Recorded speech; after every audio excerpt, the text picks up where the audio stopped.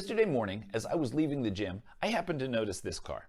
Now, for full disclosure, this is the actual picture that I took, but I did modify the license plate number since I am posting it online. I couldn't help but chuckle when I saw it, and I actually sent the picture via Snapchat to a few of my friends so that they could enjoy a good laugh with me. As is so often the case, I began wondering what the possible scenario could be that would make this make sense. How do you justify having a Cumberland Valley Corvette Association license plate on a VW? I checked. There was no bumper sticker that said, "My other car is a Corvette." Did the owner used to have a Corvette and he totaled it or sell it and he didn't want to spend the money to buy a new license plate? Perhaps the owner's lifelong goal is to own a Corvette.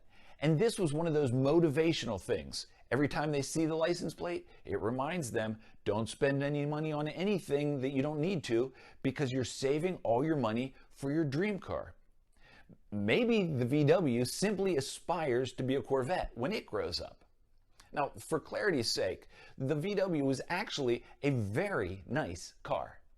That's why I couldn't figure this whole thing out. It seemed like the owner, even though he had a nice car, couldn't be content with it.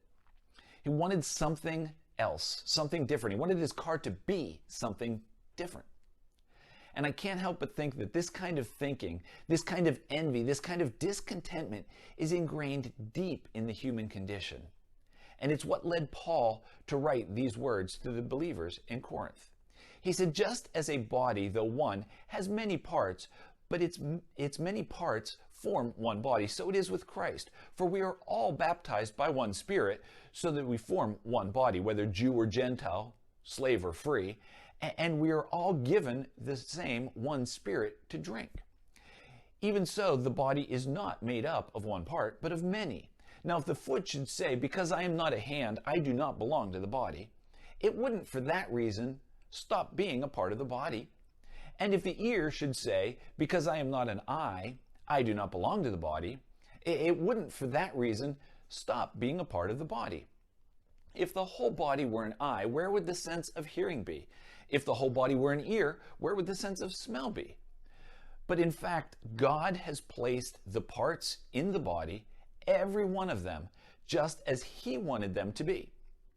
If they were all one part, where would the body be? As it is, there are many parts, but one body.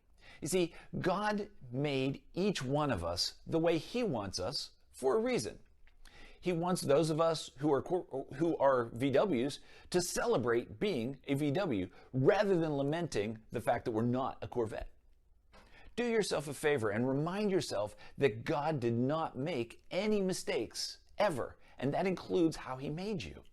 Celebrate the God who made you and treasure the way He made you.